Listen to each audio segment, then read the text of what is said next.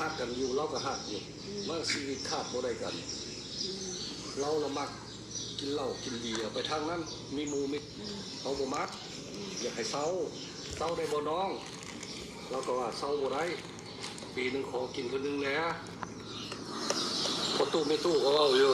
ก็ให้เรากินเจ้าก็กินกับเราซะดิสั่นบ่ได้ก็ว่าบ่ได้เด็ดขาดกันเจ้าว่าลายนี่คนถือกระเป๋าลากเมื่อหล่นอยู่นี่คนสิลากเมื่อลายเทื่อล่ะใช่เราก็อยู่ใต้ก็ออก YouTube มานี้หม้อข้างนี้หั่น2-3ช่องนี่สิเว้าให้น้องฟังน้องยังบ่เข้าใจอยู่อ้ายจังค่อยออกนี่ถึงน้องสิบ่มักน้องก็ต้องเข้าใจอยากให้น้องฮู้ว่าเฮาสิเอากันคันติดป้ายได้อ้ายสิติดป้ายล้อเมืองขึ้นป้ายเลยสิได้เราแฮงอยู่ดิดูได้สิเอาใจอ้ายเป็นจังนั้นอันนั้นสิขึ้นป้ายแล้วเนาะเฮาตัดมาเลยดิมาน้องมิตา2รถ2ล้านดีใจเบิดโดยบ้านเมืองอ้ายน้องเขาก็โอ้ยได้ผัวมิกาเนาะเพิ่นสิเว้าแล้วเว้าบาปเพิ่นก็เขาก็ทุกข์ก็ยากเนาะเขาก็ฟังน้ำตาคืออ้ายเขามาคิดเนี่ยอยากให้ทั้งนอกมิตาได้เข้าใจอ้ายนะคะตอบเสียงยิงแย้งวางแตงในบ่อยากให้นอกมิตาละน้อยใจเนาะก็คืออยากให้นอกมิตาเข้าใจว่าอ้ายมาหาครอบครัวหรือว่าหาลูกหาเมียเนาะโทษเด้อน้องเลย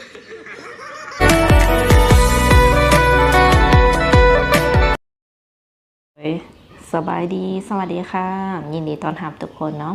เข้าสู่ช่อง YouTube ของสาวบุญเปียงสาวลาวเด้อเปิดภาพมามื้อนี้กักอยู่กับสาวบุญเปียงยาม แรงๆเนาะทุกคนโดยมื้อนี้ทางสาวเปียงเองกับบ่ได้พานุ่มๆไปหาสาวโสดหรือว่าไปสัมภาษณ์สาวโสดเปิดใจทางใดเนาะมื้อนี้ทางสาวเปียงเองก็คือสิออกมานั่งโอลมหรือว่าแลกเปลี่ยนคำคิดคำเห็นกับ FC เนาะสำหรับ FC คนไหนที่ว่ามีคำคิดคำเห็นเนาะเกี่ยวกับเรื่องนี้เรื่องที่เฮาสิเว้าหรือว่าโอ้ร่วมกันต่อไปนี้เนาะก็สามารถคอมเมนต์ได้เนาะทุกคนก็สามารถออกคำคิดคำเห็นได้ทุกคนเลยโดยมื้อนี้ก็ถือว่าเป็นอีกมื้อนึงเนาะที่ว่าในทาง3เพจก็เลื่อน YouTube เนาะเลื่อน YouTube แล้วก็ไปเห็นคลิปนึงเนาะของอ้ายเสืองเพิ่นคือทางเพิ่นเองก็ได้กลับมาแต่อเมริกาแล้วเห็นคลิปเพิ่นออกใหม่ล่าสุดกับเมื่อวานเนาะทุกคนคลิปใหม่ล่าสุดเมื่อวานที่ว่าออกทางช่องออกทางเฟซแน่เนาะ YouTube แน่ประมาณนี้โดยในมื้อนี้ก็เห็นเพิ่นออกมาสิวันไหนออกมาให้สัมภาษณ์เนาะออกมาให้ทางยูทูบเบอร์เพิ่นสัมภาษณ์หรือว่าเล่าความในใจเนาะอะไรก็วางแผนอนาคตต่อไปประมาณนี้เลยเนาะเพราะว่าหลายคนเองก็ติดตามอ้ายเพิ่นว่าเพิ่นเป็นประมาณใดบางคนก็อ้ายเพิ่นกลับละบ่หลายแฮงคำถามนี้คือหลายแฮงเนาะหลายคนกับหลายความคิดอะไรพันคนกับพันความคิดประมาณนี้คือเพิ่นเว้าอะไรเนาะทุกคนแต่ว่าในมื้อนี้ก็คืออ้ายเพิ่นออกมาเว้าจากปากเพิ่นเองเนาะคือตอนนี้เพิ่นก็ได้มีหักข้างใหม่เนาะแล้วก็กำลังสิเริ่มสร้างครอบสร้างครัวเนาะตามที่ว่าสาวเตียงฟังเบิ่งนี่คืออ้ายเพิ่นเมื่ออเมริกาแล้วก็กลับมาลาวแล้วกลับมาฟังลาวประมาณนี้สิมาแต่งเอาเมียสิมาแต่งเอาเมียอะไรประมาณนี้แหละทุกคนเท่าที่ว่าทางเฮาฟังในคลิปเนาะแต่ก็เดี๋ยวจักหน่อยทาง3เปียงเองก็สิเปิดให้ FC ฟังนำกันนั่นแหละว่าอ้ายเพิ่นเว้าประมาณใดเนาะเพิ่นสัมภาษณ์หยังแน่อ้ายเพิ่นเว้าประมาณใดแน่เนาะทุกคนก็คือทางอ้ายเพิ่นเองก็ เบิ่งเพิ่นก็สิว่าแน่เริ่มต้นพร้อมสั่งครอบสั่งครัวใหม่แล้วเนาะตอนนี้ก็คือฐานะหัวใจเพิ่นก็คือพร้อมสั่งครอบสั่งครัวใหม่แล้วก็เนาะเพราะว่าทุกสิ่งทุกอย่างเพิ่นได้เว้าออกไปเบิดแล้วและมื้อนี้อ้ายเพิ่นก็ออกมาเว้าอีกครั้งนึงเนาะทุกคนตัวนี้คือจากปากอ้ายเพิ่นที่ว่าเพิ่นสิว่าไง คือความหมายว่าเพิ่นออกมาสัมภาษณ์ด้วยตัวของเพิ่นเองประมาณนี้นะแล้วก็เว้าด้วยตัวของเพิ่นเองก็คือเป็นอ้ายเสืองเนาะ เป็นหนุ่มทางอเมริกาที่ว่าเพิ่นมาตามหาฮักแท้เนาะตอนนี้เพิ่นก็ได้พบฮักครั้งใหม่เป็นทีมห้อยเนาะทาง YouTube เพิ่นก็ได้เข้าไปสัมภาษณ์เพิ่นแต่ว่าทางสาวปิงเองก็บ่ได้ไปดอกเนาะได้เลื่อนYouTube แล้วก็เห็นก็เลยว่าอยากให้ FC ฟังนำกันเนาะสิ่งที่เพิ่นได้ออกมาเว้าเนาะได้ออกมาอธิบายให้ FC ที่ว่าหลายคนกับหลายมุมหลายมองต่างเดาต่างอย่างไปอะไรบัดและมื้อนี้คือว่าอ้ายเพิ่นออกมาเว้าด้วยตัวของเพิ่นเองเนาะทุกคนมีแต่ว่าสิขออนุญาตต้นฉบับเนาะแล้วก็มาลงมาฟังนำกันเนาะว่าอ้ายเพิ่นเว้าหยังแน่แล้วก็ทางยูทูบเบอร์เพิ่นได้สัมภาษณ์อีหยังไปแน่โดย สบายดีทุกคนเด้อ เรามาเจออ้ายเพิ่นอยู่ของพักบัดทุกคนเลย นี่เรามาจากอเมริกาเล่าเรื่องไปแล้วละคนโด่งดังคันจะว่าเป็นเรื่องเป็นราวเป็นกระแสโซเชียลเขาเรียกว่ากระแสโด่งดังหลายไปใส่เขากระถามแล้วว่าเป็นเรื่องเป็นราวมาเดินมาอเมริกานี่มาส่งหาลูกหาเมีย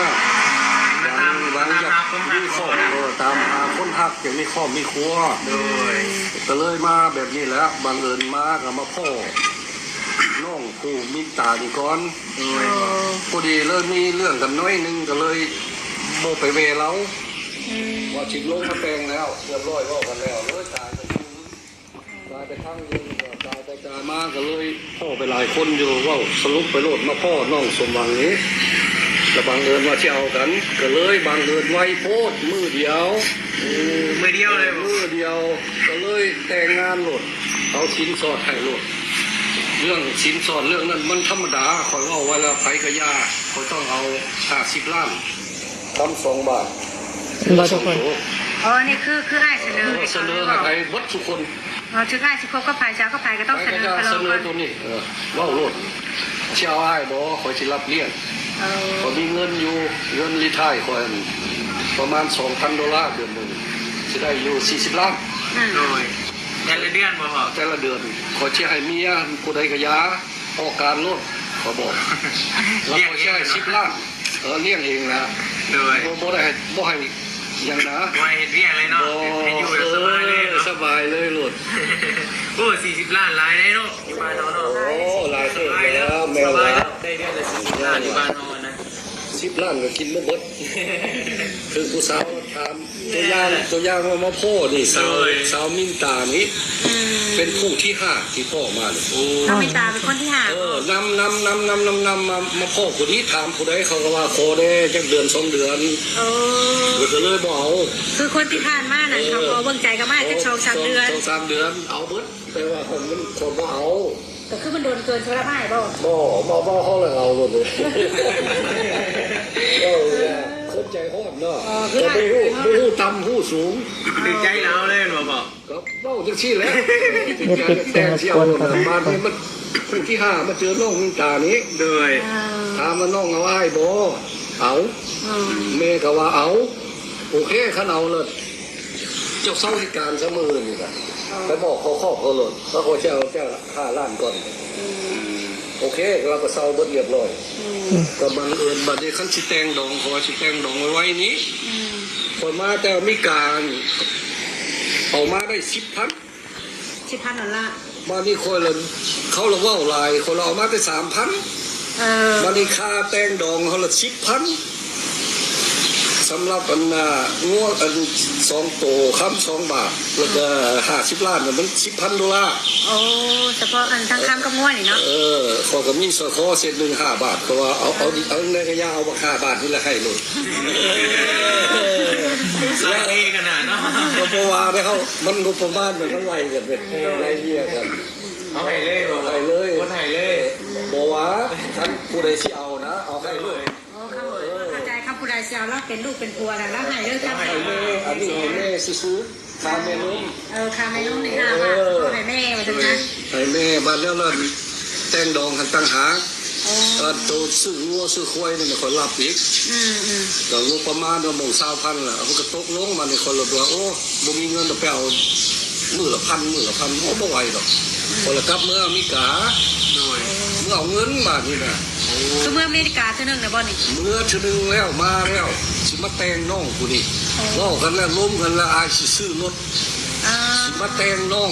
10,000แล้วก็ค่าดองนี่แล้วก็สิปุ๊บเพื่อนปุ๊บซานนี่อยู่น้ำกัน เอ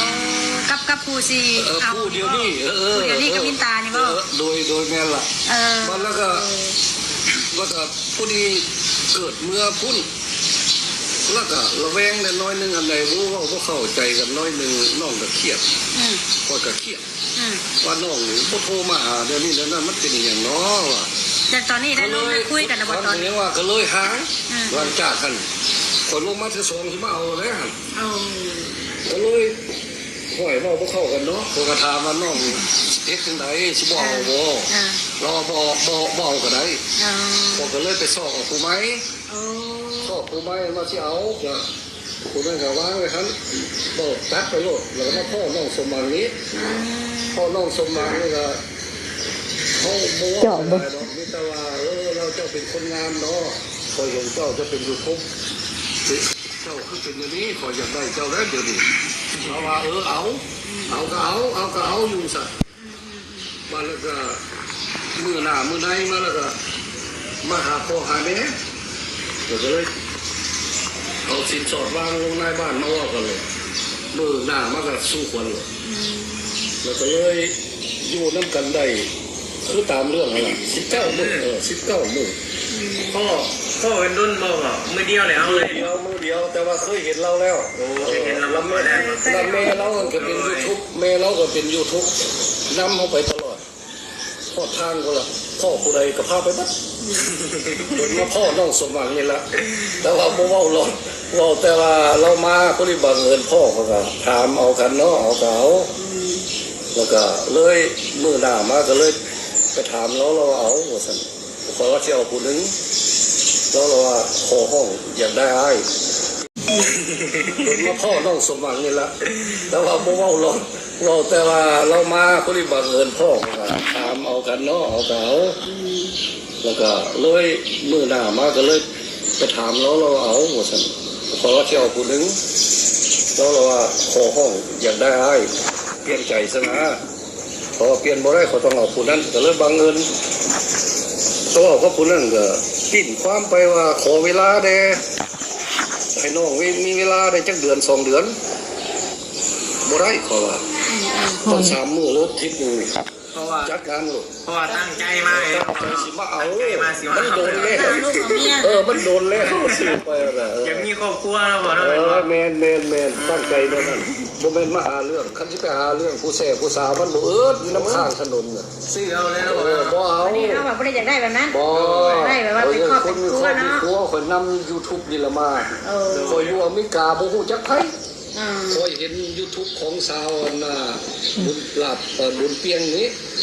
คนเลยโอ้มีผู้สาวเนาะโอ้ดีใจแล้วว่าขอกระทายไว้แต่ละคนเรียนมาลงมาแล้วก็มาถามผู้ที่อยู่ไส กำลังสมหวังกับคนนี้ก็จะได้ไปหาคนนี้นะเนาะแม่นบ่ แม่น เพราะว่าเราตั้งใจอยากมาหาลูกนี้อยู่ นี่ แล้ว ประ เนาะ มาณไว้แล้วนะ แต่ว่าที่เอาผู้นี้น่ะมันละบังเอิญมีซัมติงเฮ็ดให้ชีวิตข่อย ต้องมาเจอ คำสิเว้าล่ะคนสวยบุญวาสนามันสิมาเป็นจังซี่คอยกับอาจารย์เว้านี่เจ้าสิเป็นอย่างนี้ตลอดไปโอ้ คือทางอาจารย์เคยทักอันอ้ายมา เว้า แล้ว เว้าแล้วแม่นขอไปวัดปันหน้าเป็นท่าที่หังอาจารย์ก็เว้าคือกันเจ้านี่หัวใจพระเวทปลาลูกปลาเมียมาเขาไม่ได้ปลานะโอ้ปลาตัวปลาทึกเมียเขากระทิมลูกหลานก็มีลูกหลานก็ทานหัวใจพระเวทว่าท่านบอกว่าสุดท้ายมาแล้วว่าที่ได้ปลาเมียอยู่ว่าท่านโอ้ยเขาก็ไข้ขึ้นกระบาดลูกโอ้อาจารย์ว่ามันโมเมนแนวนั้นโมเมนเจ้าสมหวังในปลามันเป็นเรื่องอย่างว่าบ่แม่นเว้าเรื่องเมียเก่าอยู่พุ่นเจ้าปลามาน่ะบ่แม่นเรื่องนี้เด้อสั่นแม่เขาก็ดีใจขึ้นสมหวังไปนำกันเด้ไปไหว้พระธาตุหังนั่นนี่ คือทางหมอเพิ่นท่วงกับอดีตเมียเก่าอ้าย แม่นคนละคิดว่าสิเมียผู้นี้ยังบ่ทันได้เอากันเดือนป ปากันแล้วเอาแล้วว่าเขาก็ใครรู้แล้วคนใจอ่อนเนาะคนเราว่าโอ้โมเมนพ่อเอ้ยว่าซั่นเรื่องนั้นแล้วไปนอกบัดนี้โดยเขามาแต่งงานกับสาวสมหวังนี่ก็บ่ได้มีอีหยังดอกฮักกันอยู่เราก็ฮักอยู่มันชีวิตขาดบ่ได้กันเราละมักกินเหล้ากินเบียร์ไปทางนั้นมีหมู่มิตรเขาบ่มักอยากให้เศร้าได้บ่น้องเราก็ว่าเศร้าบ่ได้ปีนึงขอกินคนนึงแหน่พอตู้ไม่ตู้ก็เว้าอยู่ก็ให้เรากินเจ้าก็กินกับเราซะเด้สั่น บ่ได้ค่อยว่าบ่ได้เด็ดขาดคันเจ้าเว้าหลายนี่คนถือกระเป๋าลากเมื่อหล่นอยู่นี่คนสิลากเมื่อหลายเทื่อล่ะใช่เราก็อยู่จนฮอดนั่นล่ะมันมื้อสุดท้ายมันละมีเรื่องนั่นล่ะแต่ว่าเรื่องนี้ก็มีออกหลายแล้ว YouTube น่ะบ่ต้องเว้ามาดอกมีแต่ว่าค่อยบ่อยากให้คนเว้าให้น้องผู้นี้ บ่อยากให้คนเว้าเรื่อง ว่าเรานี่อยากได้เงินข่อยมันบ่แม่นเรื่องนี้บ่มีความจริงข่อยตั้งให้เราขอเป็นคนแนวนั้นเว้ามาแต่มือข่อยย่างลงคนน่ะเขาบ่เอาไผก็ย่าขอเอาให้เบิดเงินคั่นคือว่าให้แล้วก็ให้ไปเลย ให้ไปเลยเขาบ่เอาแต่ว่าอย่าเว้าให้น้องว่านี่มาหาวิธีเอาเงินข่อยบ่อยากให้เว้าให้ขอโทษหลายๆคนนั่นเข้าใจได้ผู้ใดที่อันว่าเราอยากได้เงินในคำอยากถูกให้แตงขอโทษแล้วก็บ่มีดอกเรื่องนี้นะให้ว่าสั้นให้เข้าใจเด้อเราบอกกันหลายคนไปแล้วเรื่องน้องสมบังนี่จบไปแล้ว เมื่ออันน่ะตอนแรงมาไปว่ากันแล้วเรียบร้อยมีออก YouTube หมดแล้วนายบ้านนี่มาเว้ามีอยู่กันล่ะคันคนฟังเว้าเท่านี้ก็เข้าใจละฟังเอาความจริงล่ะวันแล้วละคอยก็มือแรงมาป๋าเขาก็ไปวัดหันเขาคิดว่ามือเศร้าเนี่ยเขาต้องไปธาตุนิหังเนี่ยเขาต้องเอาดอกไม้ไปบูชาว่าป๋ากันแล้วต้องไปสมมาน้องอันนามินตานี้ก็อันหนึ่งเพราะว่าเขาบ่ไปหาเราแล้วเขาทิมเราวันนี้ไปเล่าให้อาจารย์ฟังเห็นแล้วว่าอาจารย์ว่าบ่ได้มันจะเป็นเว้นเป็นกรรมจะต้องคิดขันห้าไปคารวะแม่สาวมินตานี้ไปเด้อว่าสั่นบางเอิญเขาก็ว่าขึ้นได้เขาก็ไปเอาดอกไม้ขันห้าอยู่หน้าวัดทะลุแล้วอันสมมาไปแล้วนะแต่พอสมมาแม่น้องมินตาวันนี้คนเราไปพ่อแม่ก็อยู่ว่าสั่นเขาจะไปสมมาเจ้าเด้อถ้าอยู่หันเริ่มมงสมงสิฮอดเขาก็ไปนี่พ่อก็อยู่หันสาวมินตาไปพ่ออยู่ข้างหน้าบ้านนั้นว่าสิซื้อของกินไปหันเล่นน้ำพระเจ้าอะไรไปพ่อเราอยู่หันว่าโอ้ยน้องเป็นจังไดสบายดีอยู่บ่ว่าสั่นอ้ายสิเข้าไปไหนเด้อซื้อเครื่องก่อนน่ะพอดีบังเอิญแล้วเขาก็เข้าไปไหนแม่ก็อยู่หันกับพ่อแต่หลังจากที่ว่าอ้ายถือขันห้าไปขอขมาได้ทั้งแม่น้องมินตาเพิ่นว่าได้ก็ยังหวาเขาเว้าไปนี่ล่ะเขาเอาขันห้าไปเขาก็ยกขึ้นรถเอาพรนั่นพยโทษเด้ออย่าให้เป็นเว้นเป็นกรรมพรนั่นพยโทษเด้ออย่าให้เป็นเว้นเป็นกรรมเพิ่นก็ห้ามเอาโลด2คนเท่านั้นฆ่ามือโลดบ่ให้เป็นเว้นเป็นกรรมเพิ่นก็ว่าของซั่นล่ะแล้วเจ้าสิไปใส่ต่อลูกเอ้ยอันนี้คือทางพายแม่ว่าพายแม่เว้าว่าเขาก็สิไปตามเว้นตามกรรมตามดวงค่อยนี่ละขอว่ามาขึ้นได้เลยเห็นน้องมินตานางอยู่หันว่านี่โอ้ยน้องเอ้ยว่าเป็นแนวใดสบายดีอยู่บ่เครียดให้อ้ายบ่น้องเห็นเบิดเรื่องอันฮู้อันนี้อันนั้นตั้งแต่อ้ายเอากับสาวสมหวังนี่เห็นเบิดก็พ่อกับแม่ได้เบิ่งกันตลอดอยู่ครับพอละถามว่าเจ้าสิเอาข่อยบ่สิเอาคืนบ่น้องบ่เครียดบ่เอาเราก็ยังว่าเอาเราว่าเอาคือเชียนพูดนั่นรุดออกมาเป็นอย่างนี้บ่ดีกันน้องเพิ่นยังรับให้ได้อยู่ยังรับแสดงว่าเรามักอยู่เนาะมักได้นะเรายังน้อยก็ยังว่า18 ปีเรายังเป็นเด็กน้อยเล่นแบบเด็กน้อยอยู่เข้าใจเราว่าพี่จังน้อยบาดเสียวพอร่วมกับอันน้องมินตานี่จะได้จักเดือนจักปีแล้วพ่อบ่ได้ฮอดปีแล้วลงมาสุดก่อนก็ได้เล่าเดือนปลายพอก็ซื้อรถซื้อล่างให้ซื้อนี่ซื้อนั่นแล้วก็พาไปคู่มือมาฮับเอาอยู่โรงแรมนี่แต่ละมื้อแล้วก็ไปกินข้าวอยู่ อยู่ภาคอยู่อันหนองผายหัน อ๋ออัน คู่ คือ มือเรามาซ่อนเอา คือทุกมื้อนี่บ่ บ่ ผ่านมา ไปทานมาหันบ้านแล้วก็จังซั่นแหละไปพ่อกันกินกันอยู่น้ำกันแล้วคอยว่าเรานี่หักข่อยหักขอว่าต่างฝ่ายต่างหักกัน ก็คือตอนนั้นน่ะว่ามั่นใจแล้วแม่นบ่ มั่นใจคอยละมีเรื่องลงมาว่าสิเอาคักๆแล้ว อ๋อคืออ้ายตั้งใจลงมาอเมริกาครั้งแรกคิดว่าลงมาหาน้อง มาหาผู้นี้เลยมันละในมือทิศอันนั้นหันละเว้าบ่เข้ากันละ มันเลยเป็นอันบ่เข้าใจ คนละให้ต่างฝ่ายต่างผิดน้องบ่ขอบ่โทรมาหาข่อยก็บ่โทรหาเรา อ๋อมื้อนั้นต่างคนต่างงอกกันมา ต่างโลกก็ยังว่าบัดนี้มากอันน่ะไว้อันน่ะขอสมมาหันเพิ่นก็ว่ารับเอาก็ถามน้องก็ว่าโอเคเอาหลังจากคันมาน้องก็ดีใจเพราะว่าเราได้แล้วเด้ได้จากกันหน้าน้องทรงวังความหมายป่ามาแล้วเราเอา โอ้ เข้าใจว่าเรื่องมันเป็นอย่างนั้น เข้าใจ แม่เขาก็ดีใจ อ๋อคือทั้งแม่น้องเพิ่นดีใจว่าที่ว่าอ้าย ดี กลับไป ใจ หา ที่สุด ดีใจดี เด็ สุ ก ด จะได้พูดดีใจยังไงคันเว้าเราเว้าหลายก็เว้าบ่ได้เขาก็เรื่องอันนี้มันคนอเมริกาเนาะ โดย เขาก็มีอยู่เล็กๆน้อยๆเขาก็ซื้อให้เบิดส่วนสุแนวแล้วเขาลงมาเขาซื้อรถลงมารถเขาเห็นรถเขาก็โอ้ยเนาะบดบ้านบดเมืองเขาก็ดีใจเนาะอ้ายน้องเขาโอ้ยลูกเคย คือชื่อรถรถยังรถจักรบ่ โบแล้วเขาซื้อรถใหญ่30 คัน นี่รถนาคี รถสีขาวแบบ รถนาคีตลอดเลย ขี่ตลอด ตู้คันนี้ อ๋อรถสีขาวรถกระบะอันบ่ อีโว่ป่ะพ่อ อีโว่ อีโว่ เขาซื้อ30,000ก็บ่มีเงินหลายดอก 30,000ดอลลาร์บ่ $30,000จากเวียงจันทน์แล้วก็ขี่ลงมาโลด อ๋อ แม่ก็ถามมาซื้อแล้วบ่รถซื้อ อ๋อ มาฮอดไสแล้วฮอดตาแขกมาฮอดไสแล้วโรงแรมนี่มื้อ ขับลงมาเองเลย ครับโรงแรมมันก็บ่ยากนะมีกาครับรถเต็มอยู่บ่อยู่บ่ยาก ใจดีใจเนาะ ใจลี เอามาจนฮอดกันจังล่ะ โดย แล้ววันนี้คืออันตั้งแต่ว่าอ้ายออกคลิปเนี่ยคือทั้งน้องคนนั้นได้คุยหรือว่ากับอ้ายนะตั้งแต่ว่าอ้ายออกคลิปมาตอนนั้น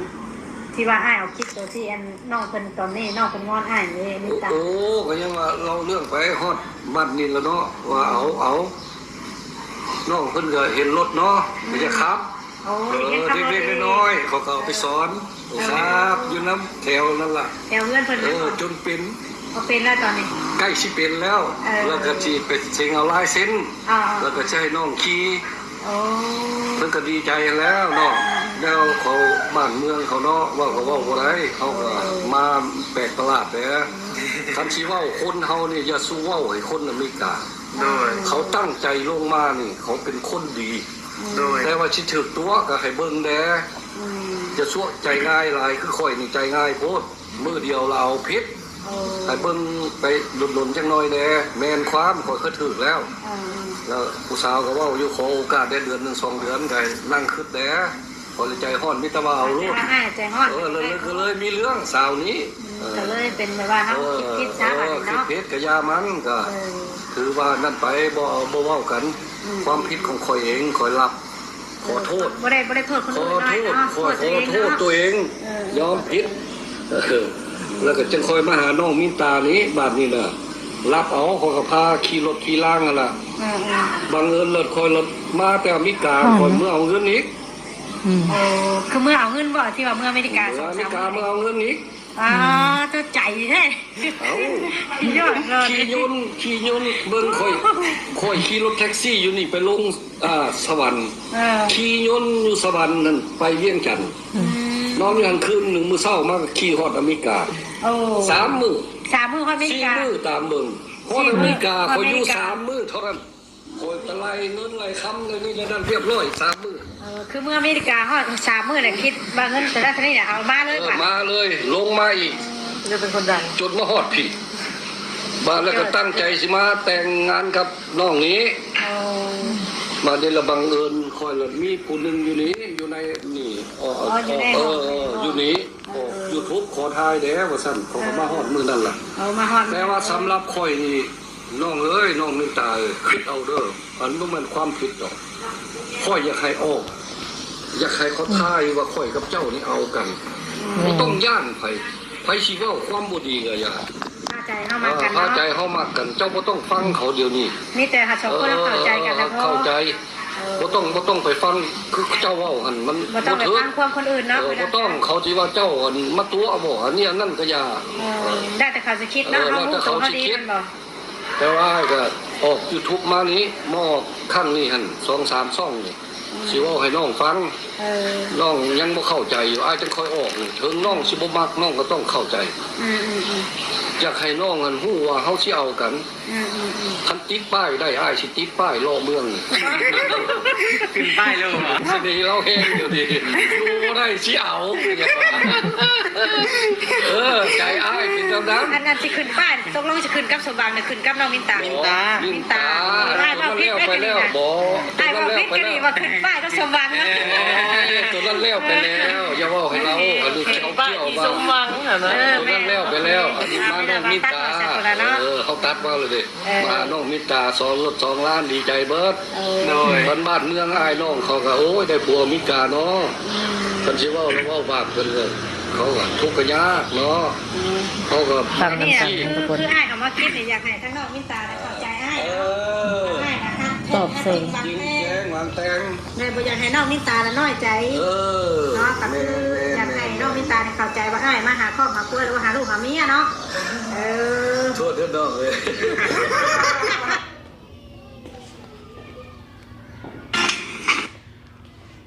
โอเคเนาะทุกคน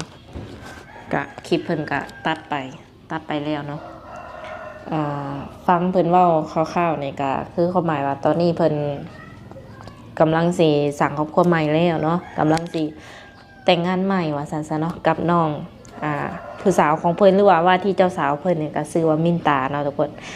มินตาน้องมินตาหลายคนก็คือสิจื้อเนาะว่าน้องมินตานี่เป็นไผเนาะสำหรับ FC สายเปิดใจเลยสิฮู้ว่าน้องมินตาเป็นไผเนาะโดยโอเคเนาะทุกคนถ้าหากว่าคำว่าคำจาหรือว่าพฤติกรรมใดบ่เหมาะสมกะทางสารเพลงเองก็ต้องขอโทษขออภัยเด้อเนาะเพราะว่าอันนี้ก็เอามาให้ FC ฟังนำกันซื่อๆเนาะว่าเพิ่นเว้าหยังแน่เนาะทางยูทูบเบอร์เพิ่นสัมภาษณ์เรื่องหยังแน่เนาะทุกคนและตอนนี้ก็คือว่าเท่าที่ฟังมานี่เพิ่นก็ได้เว้าออกมาเบิดแล้วเนาะทุกสิ่งทุกอย่างที่ว่าหลายคนอยากรู้อะไรทุกคนเลยโดย